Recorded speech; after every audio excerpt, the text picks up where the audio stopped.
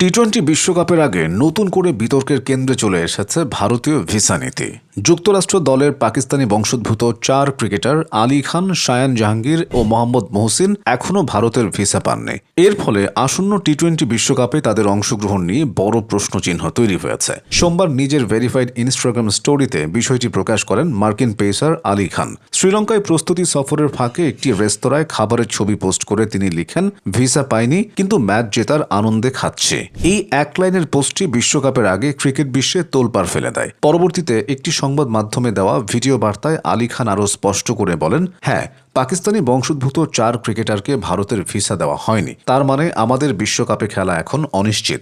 এই 4 ক্রিকেটারই পাকিস্তানে জন্মগ্রহণ করেছেন, যদিও বর্তমানে তারা যুক্তরাষ্ট্রের হয়ে আন্তর্জাতিক ক্রিকেট খেলেন। আসন্ন বিশ্বকাপের গ্রুপ পর্বে 7 ফেব্রুয়ারি ভারতের বিপক্ষে যুক্তরাষ্ট্রের প্রথম ম্যাচ। অথচ তার আগেই যদি ভিসা জট না কাটে তবে আমেরিকার দল বড় ধাক্কা খেতে পারে। বর্তমানে যুক্তরাষ্ট্র দল শ্রীলঙ্কায় বিশ্বকাপ প্রস্তুতির অংশ হিসেবে প্রস্তুতি ম্যাচ খেলছে। 18 সদস্যের স্কোয়াডে থাকা এই 4 ক্রিকেটার আপাতত শ্রীলঙ্কাতেই রয়েছেন। তবে ভারতীয় ভিসা না পেলে তাদের বিশ্বকাপে অংশ নেওয়া প্রায় অসম্ভব হয়ে দাঁড়াবে।